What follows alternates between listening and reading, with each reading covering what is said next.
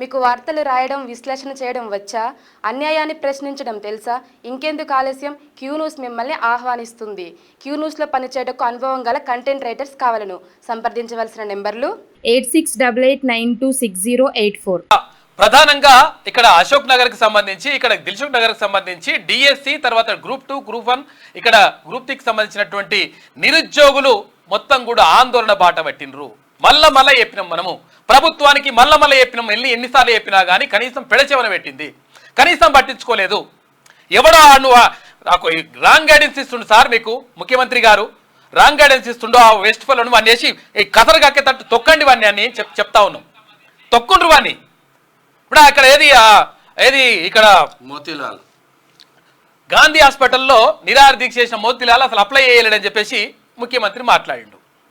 మరి మాట్లాడి ఒకవేళ చూడండి సార్, మరొకసారి మీకు కావాలంటే మీకు పేపర్కి ఇట్లా పంపిస్తాం. నేనేమంటున్నా అంటే, మీరు మంచి చేయాలనే ఉద్దేశంతో ఉన్నారు, మిమ్మల్ని మొత్తం కూడా మిస్గైడ్ చేస్తూ ఉన్నారు.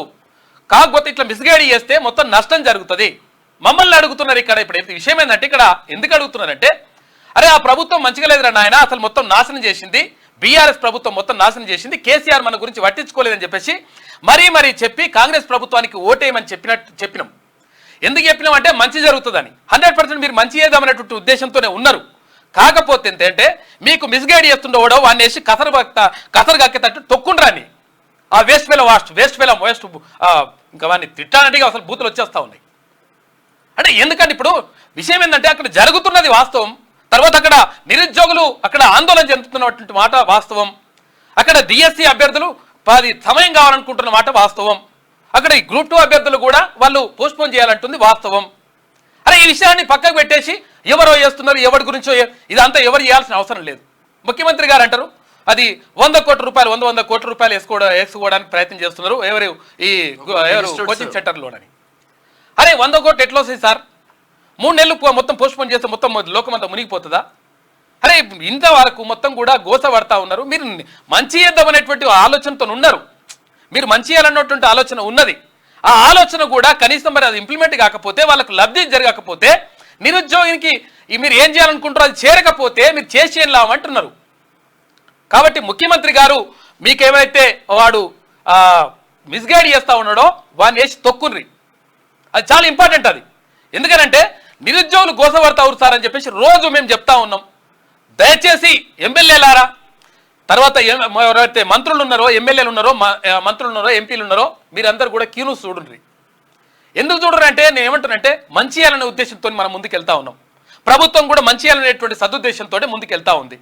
జాబ్ క్యాలెండర్ ప్రకటిస్తాం తర్వాత ఈ అసెంబ్లీ సమావేశాల తర్వాత అని చెప్పేసి ముఖ్యమంత్రి గారు చెప్పిండ్రు. చాలా సంతోషం. మరి ఆ విషయాలు, మరి మీరు ఇస్తున్నటువంటి ఫలాలు ఎవరైతే నిరుద్యోగి ఉంటాడో వాళ్ళకి చేరాలనా వద్దా? చేరకపోతే మీరు ఇచ్చేం లాభం? తర్వాత ఇంకొకటి నిన్న మంచి గొప్ప నిర్ణయం తీసుకున్నారు. గతంలో కేసీఆర్ ప్రభుత్వం మొత్తం కూడా నిరుద్యోగులని, తర్వాత విద్యార్థులని మొత్తం ముంచింది. అక్కడ ఫీజు రియంబర్స్మెంట్ ఇవ్వకుండా సర్టిఫికెట్లు అన్నీ ఆన్లైన్ ఉండిపాడాయి. ఎక్కడ ఆడు కాలేజోడు ఈరా అంటే ప్రైవేట్ కాలేజోడు వాడు ఫీజు కడితేనే ఇస్తాను వాడు. ఎందుకు ఇవ్వమంటే అక్కడ అది ఫీజు రియంబర్స్మెంట్ రాలేదు, నేను ఎట్లా ఇస్తా అని చెప్పేసి వాడంటే గోస పడతా ఉన్నారు. దానికి సంబంధించి 1 టైం సెటిల్మెంట్ చేస్తాం, మంచిగా వాళ్ళకు ఎవరైతే విద్యార్థులు ఉంటారో వాళ్ళకు ఫీజు రియంబర్స్మెంట్ అనేటువంటిది ఇస్తాం, తర్వాత స్కాలర్షిప్లు కూడా మంచిగా ఇస్తామని చెప్పిండ్రు. సంతోషం. మీరు చేస్తున్నటువంటి కార్యక్రమాలు అద్భుతంగా ఉన్నాయి. మేము ఎందుకంటే మంచి చెప్తా ఉంటే కనీసం దీని గురించి పట్టించుకోకపోతే ఎట్లా సార్? ఇప్పుడు గతంలో కూడా గత ప్రభుత్వం ఏం చేసిందంటే, అన్న అనేది ఎప్పుడు తెలంగాణ ఉద్యమం వల్ల రామన్న, హరీష్ అన్న ఇట్లుంటుండే లెక్క. తర్వాత సార్లై కూర్చుని అహంకారం పెరిగింది. ఎవరిని కలవాలంటే కూడా కలవలేదు. కలవకపోతే ఏమైనా రోజు చూసారు కదా, కురుస్తారు అట్లా. కాబట్టి మీరు కూడా ఇక్కడ ఉన్నటువంటి ఎమ్మెల్యేలు కానీ, మంత్రులు కానీ దయచేసి ఆలోచించండి. అన్న అంటుండి సార్ అంటే సార్ కూడా అనిపాడవుతారు. కానీ కాకపోతే ఏంటంటే అహంకారం పెరగొద్దు. ఎందుకంటే ఇక్కడ ఉన్నటువంటి ఎవరైతే నిరుద్యోగులు ఉన్నారో, నిరుద్యోగులు లేకపోతే ఈ ప్రభుత్వం లేదు. క్లియర్గా చెప్తా ఉన్నాం. నిరుద్యోగులు లేకపోతే, నిరుద్యోగులు తలుచుకోకపోతే, నిరుద్యోగులు కనీసం ఇక్కడ ఊర్లలోకి వెళ్ళి ఇక్కడ పుస్తకాలు వదిలేసి ఊర్లలోకి వెళ్ళకపోతే ఇప్పుడు కాంగ్రెస్ ప్రభుత్వం అధికారంలోకి రాదు. 1000% చెప్తా ఉన్నాం. మరి ఆ నిరుద్యోగులు మీరు విశ్వసిస్తాం, మేము పట్టించుకోము, తర్వాత ఎవడో రాంగ్ గైడెన్స్ ఇస్తే దాన్నే అసలు అనుకొని చెప్పేసి ముఖ్యమంత్రి గారు కూడా మాట్లాడడం దురదృష్టకరం. ఇది చాలా బాధాకరం. ఇప్పుడు ఆ మోతీలాల్ అంటే ఎవరైతే విద్యార్థి నాయకుడు ఉన్నాడో అతను అది నిరాహార దీక్ష చేస్తే అతను అప్లై చేయలేదంటే నేను కావాలంటే చూపిస్తాం మీకు. అప్లై చేసిండు, తర్వాత రాసిండు, గ్రూప్ 1 ఎగ్జామ్ రాసి ప్రిలిమ్స్ రాసిండు, అన్నీ చేసిండు. అవన్నీ చేసిన తర్వాత మీకు రాంగ్ గైడెన్స్ ఇస్తా ఉన్నారు. అబ్బాస్ పాల్ గారా ఎట్లుంటుంది? అదే ముఖ్యమంత్రి గారు కనీసం మినిమం అది దాని ఏమంటారు ఇన్ఫర్మేషన్ లేకుండా మాట్లాడుతున్నటువంటి అబ్బాస్ పాల్ ఎటువంటి అవకాశం ఉంటుందా ఉండదా? అక్కడ కోదండరామ్ చెప్తా ఉన్నాడు క్లియర్గా. ఆయన చెప్తా ఉన్నాడు 100% ఇక్కడ నిరుద్యోగుల సమస్య ఉన్నది. ఆ నిరుద్యోగులు ఏమని కోరుకుంటారు? జర్ర టైం ఇయ్యరు నాయన అని కోరుకుంటున్నారు. ఆ టైం ఇస్తే మీకు పోయేది ఏమున్నది? మేము మంచిగా చేస్తాం తొందర నింపు ఏం చేసుకుంటావు? ఇప్పుడు విషయం ఏంటంటే మీరు అనుకున్నటువంటి మీరు ఇచ్చేటువంటి ఫలాలు ఏవైతే ఉంటాయో, అంటే మీరు అంటున్నారు మళ్ళీ ఇది ఇప్పటికే లేట్ అయిపోయింది, 10 ఏళ్ళు అయింది, 20 ఏళ్ళు అయింది, 20 ఏళ్ళు అయితే ఇక మళ్ళీ ఇంకెన్ని రోజులు ఉండాలి, ఇంకెన్ని రోజులు ఉంటే మళ్ళీ ఇట్లా చదువుకుంటా కూర్చోవాలన్నా అంటే 3 నెలలు చదివితే ఏం కాదు సార్. ఒకవేళ చదివిన వాళ్ళు కూడా మళ్ళీ చదువుకుంటారు, రివిజన్ చేసుకుంటారు. పర్ఫెక్ట్ సబ్జెక్ట్ తో వస్తారు. నేను ఏమంటున్నానంటే అక్కడ పుస్తకాలు గుట్టలు ఉంటాయి, లెక్క ఉట్టిగా ఏమి ఉండదు. ఎందుకంటే నేను కూడా బీఎడ్ చేసిన, నేను కూడా టీపీటీ చేసిన, తర్వాత నేను కూడా 4 ఎంఏలు కంప్లీట్ చేసిన, పిహెచ్డి చేస్తున్నా.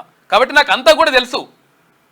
ఎందుకంటే ఈ ఏదైతే నిరుద్యోగులు ఉన్నారో నిరుద్యోగులు వాడినటువంటి బాధలన్నీ కూడా అక్కడి నుంచే వచ్చినాం కాబట్టి క్లియర్గా అవన్నీ తెలుసు. దయచేసి మీరు సానుకూల దృక్పథంతో ఆలోచించాలి. మేము మీ మీద వ్యతిరేకతతోనో ఏదో చెప్తలేము. కాకపోతే ఏంటంటే 100% మీరు తీసుకున్నటువంటి నిర్ణయాలు ఏవైతే ఉంటున్నాయో అవి వీటిని రాంగ్ గైడెన్స్ తోటి మీకు తప్పుదో పట్టిస్తా ఉన్నారు. కాబట్టి నిరుద్యోగుల పక్షాన 100% క్యూ న్యూస్ మాట్లాడుతుంది, నిరుద్యోగుల పక్షాన్నే ఉంటుంది. ఇక్కడ విద్యార్థుల పక్షాన మాట్లాడుతుంది. ఎవరైతే బాధితులు ఉంటారో బాధితుల పక్షాన బరాబర్ మాట్లాడుతుంది క్యూ న్యూస్. ఎందుకంటే ఎవరైతే ప్రజలు ఉన్నారో ప్రజల అభిప్రాయాలకు గౌరవం ఇవ్వడం అనేటువంటిది ప్రభుత్వం యొక్క ఉద్దేశంగా ఉండాలి. అది లేకపోతే 100% ప్రభుత్వాలు కూలిపోతాయి. మీరు అనుకుంటుండొచ్చు ఇక మేము గెలిచినాం కదా ఇంకా 4.5 సంవత్సరాల దాకా ఎవడేం చేయలేడని చెప్పేసి. ఏముంటుంది అంటే ఇప్పుడు అవాజ్ పాలు అయిపోతుంటారు, రకరకాలుగా ఉంటాయి. ఇప్పుడు ఈ 4.5 సంవత్సరాలు అయిపోయిన తర్వాత ఉంటారా? 100% దీనిపైన ఇక్కడ డిఎస్సికి సంబంధించి కానీ, గ్రూప్ 2కి సంబంధించి కానీ, తర్వాత గ్రూప్ 1కి సంబంధించి కానీ 100% సానుకూల నిర్ణయం తీసుకోవాలి. ఎవరినో 4 కూర్చోబెట్టుకొని వాళ్ళు ఏదో రాంగ్ గైడెన్స్ ఇచ్చేస్తే, వాడు మిస్గైడ్ చేస్తే మీరు మాట్లాడితే ఎంత డేంజర్ ఉంటుంది, ఎంత పరిస్థితి దిగజారుతుంది. కాబట్టి దయచేసి మంత్రులు కూడా దీనిపైన ఆలోచించండి. ఎమ్మెల్యేలందరూ కూడా మీరు క్యూను చూడండి. నేను ఎందుకని చెప్తా ఉన్నా అంటే ఏదో మా కోసం చూడడం అని కాదు. విషయం ఏంటంటే ఇక్కడ జరుగుతున్నటువంటి సమాజంలో జరుగుతున్నటువంటి పరిణామాలన్నీ కూడా ఇక్కడికి వస్తూ ఉన్నాయి. ఎందుకంటే మీకు రకరకాల పనులు ఉంటాయి, తర్వాత రకరకాలుగా ప్రజల గురించి ఆలోచించేది ఉంటుంది, మీ నియోజకవర్గాలు ఉంటాయి. కాబట్టి మీకు అంత ఆలోచించేటువంటి పరిస్థితి ఉండదు. కాబట్టి ఇక్కడ నుంచి వచ్చినటువంటి ప్రజల నుంచి వచ్చినటువంటి అభిప్రాయాలని మేము చెప్పేటువంటి ప్రయత్నం చేస్తాం. ఆ ప్రయత్నం అవి తీసుకొని మీరు సానుకూలంగా స్పందిస్తే 100% 10 కాలాల పాటు మీ ప్రభుత్వం బరాబర్ అధికారంలో ఉంటుంది. ఆ విషయం అట్లా వదిలిపెట్టేసి ఇష్టం వచ్చినట్టుగా నిర్ణయాలు తీసుకుంటే మాత్రం బరాబర్ 100% దెబ్బ పడుతుంది. ఈ విషయం గుర్తుపెట్టుకోకపోతే ఎట్లా? చూడరు ఒకసారి. నేను ఏమంటున్నట్టే ఇప్పుడు 4 రోజుల కొన్ని రోజుల నుంచి మొత్తం కూడా మొత్తుకుంటా ఉన్నాం. అరే నిరుద్యోగులు ఆ గోస పడతా ఉన్నారు, కనీసం స్పందించండి అని చెప్పేసి వాడాక ఏది ఆ విద్యాశాఖలో ఉన్నట్టు మరి వేస్ట్ ఫెలోస్ ఎవడున్నాడో వాడు రాంగ్ గైడెన్స్ ఇచ్చిండో వాడు ఏం చేస్తున్నాడు? వాడు డిఎస్సికి ఏం లేదు, ఇలా కోచింగ్ సెంటర్లలో తర్వాత ఏదో వేరే పార్టీ ఒకటి చేసిండట. ఆ పార్టీకి అవకాశం ఇస్తుందో మీరు రా నాయన. ముఖ్యమంత్రి గారు ఒకటి గుర్తుపెట్టుకోండి, తర్వాత మంత్రులారా ఒకటి గుర్తుపెట్టుకోండి. నేనేమంటా ఉన్నంటే ఇక్కడ మీకు రాంగ్ గైడెన్స్ ఇచ్చి కొంతమంది అధికారులు అక్కడ బీఆర్ఎస్ కు అనుకూలంగా తర్వాత ప్రభుత్వం మీద వ్యతిరేకత వచ్చే విధంగా ప్రయత్నం చేస్తా ఉన్నారు. ఆ విషయాన్ని మీరు పసిగట్టకపోతే, ఆ విషయాన్ని మీరు అంచనా వేయలేకపోతే 100% దెబ్బ పడుతుంది. కాబట్టి నేను ఏమంటున్నంటే ప్రభుత్వం ఒక మంచి ఉద్దేశంతో వస్తూ ఉంది. తర్వాత ముఖ్యమంత్రి గారు కూడా సానుకూల నిర్ణయాలు తీసుకుంటా ఉన్నాడు. నిజంగా కూడా ఇప్పుడు 6 గ్యారెంటీలు అవి ఇంప్లిమెంట్ చేయాలంటే అసలు యాక్చువల్గా అవి ఇవ్వడమే కరెక్ట్ కాదు. అవి ఇంప్లిమెంట్ చేయాలంటే మామూలు విషయం కాదు. అసలు రకరకాలుగా కష్టపడతా ఉన్నారు. మేము ఇచ్చినటువంటి హామీలు నెరవేర్చుకునేటువంటి దిశగా ముందుకెళ్తా ఉన్నారు. మరి ముందుకెళ్తున్నటువంటి పరిస్థితుల్లో మీరు మంచి చేయాలనుకుంటే కూడా ఆ మంచి మీకు ఎవరికైతే చేరాలనో అది చేరకపోతే మీరు వేస్ట్ సార్. కాబట్టి మీరు 100% దీనిపైన సానుకూల నిర్ణయం తీసుకోవాలి. ఇవాళ తీసుకోకపోతే ఇంకా డేంజర్ జరిగిపోతుంది. పాపం ఒక అమ్మాయి అక్కడ ఆత్మహత్య యత్నం చేసింది.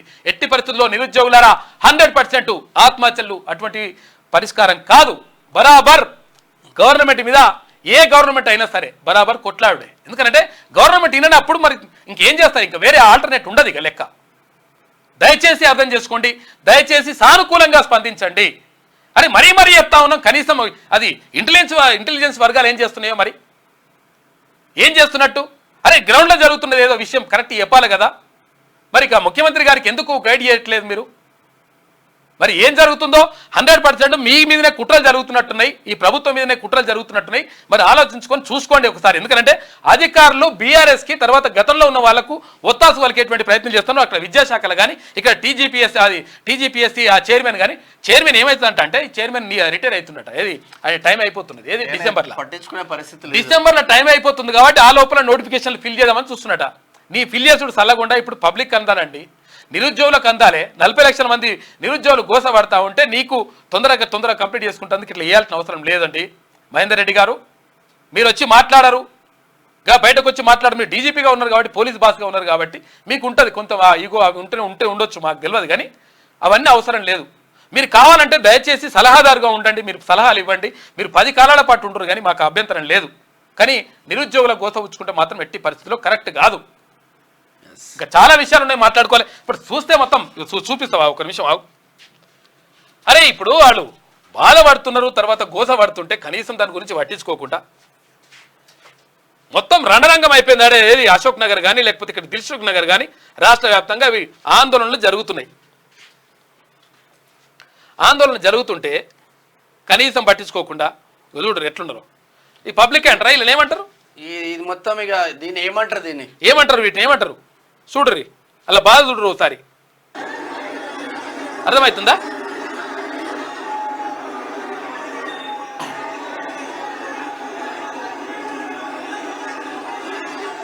మనుషులైనా వాళ్ళు నిరుద్యోగులైనా లేకపోతే పేడ్ ఆర్టిస్టులు ఏమన్నా? అర్థమవుతుంది ఏమన్నా? పేడ్ ఆర్టిస్టులు అంటారా వీళ్ళు ఏమన్నా? నిరుద్యోగుల పేడ్ ఆర్టిస్టులు వీళ్ళు. రాత్రి 12 గంటలకు జరిగింది ఈ ఇష్యూ అంతా. రాత్రి 12 గంటలకు వాళ్ళు చేస్తున్నారంటే నిద్ర లేకుండా వాళ్ళు పాపం నిరుద్యోగులు గోస పడుతున్నారని మీకు చచ్చిపోవాలనిపిస్తుంది మాకంటే. అరే వద్దురా నాయన అట్లా కాదు, బరాబర్ ప్రభుత్వం మంచిగా ఆలోచిస్తుంది, మీ గురించి మీకు సానుకూలంగా స్పందిస్తుందని చెప్పుకుంటూ వస్తున్నాం. అరే మమ్మల్ని అడుగుతా అంటే ఎందుకు అడుగుతా ఉన్నారంటే, అరే మీరు వద్దని చెప్పారు కదా, ప్రభుత్వం అన్యాయం చేసిందని చెప్పింది కదా, అందుకని మేము మీ మాట కూడా ఓటేసినాం. ఓటేస్తే మరి ఇప్పుడు మా పరిస్థితి ఏంటని చెప్పేసి అడుగుతున్నారు. సమాధానం చెప్పలేకపోతున్నాం. మీరేమో గలవరా? మీరు నిజంగా ఏమంటారంటే ఇప్పుడు రైతుల విషయంలో కానీ తర్వాత మంచిగా రైతుల దగ్గరికి వచ్చి చర్చించారు. తర్వాత నిరుద్యోగుల విషయంలో మరి వాళ్ళు ఆ నిరుద్యోగులు ఎవరు కూర్చోబెట్టుకున్నారో మాకు తెలియదు కానీ వాళ్ళు రాంగ్ గైడెన్స్ ఇచ్చిండ్రు మీకు. ఇదంతా కూడా జరిగింది. దయచేసి వీళ్ళపైన సానుకూల దృక్పథంతో ఆలోచించాలి. రేవంత్ అన్న చూడు రేవంత్ మంచిగా మీ పైన ప్రేమ ఉన్నదండి, మీ పైన ప్రేమ ఉన్నది, ఆ ప్రేమని నిలుపుకోండి అని చెప్తా ఉన్నాం, మళ్ళీ చెప్తా ఉన్నాం. ఇక లేదు మా ఇష్టం వచ్చినట్టుగా మేము చేసుకుంటామంటే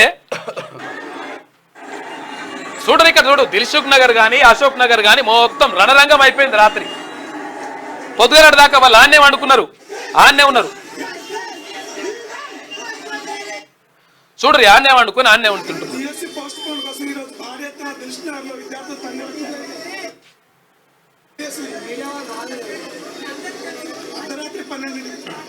రాత్రి 12 గంటలకి ఇది కథ.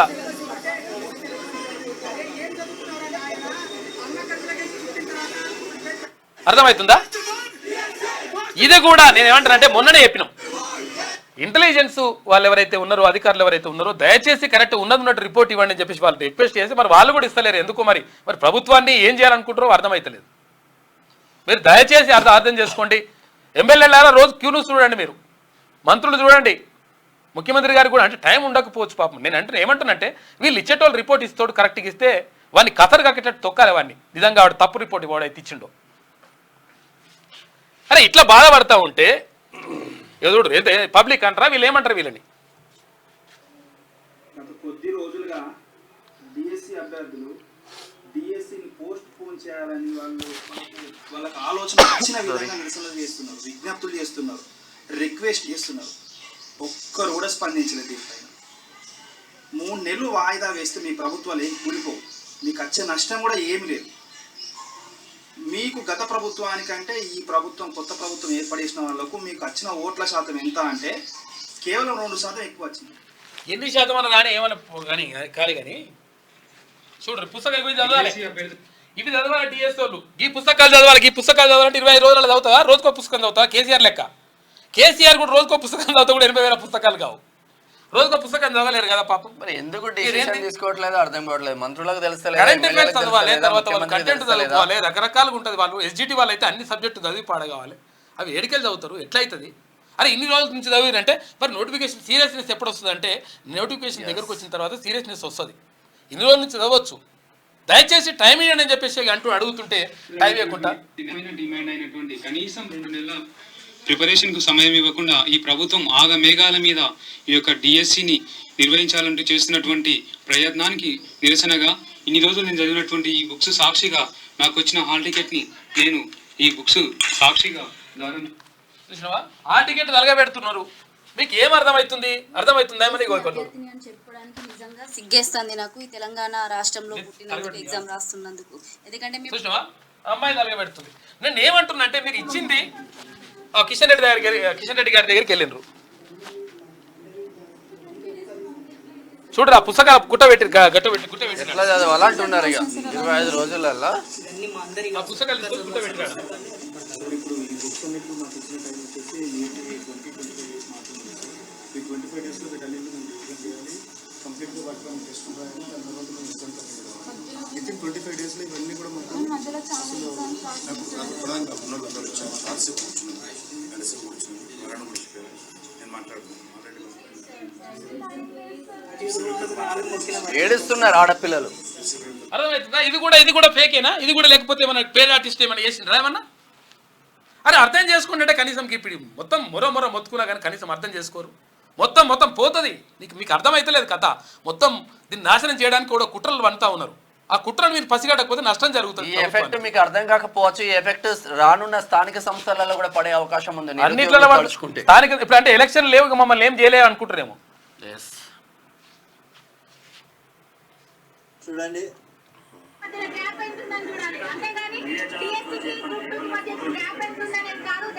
చూసావా?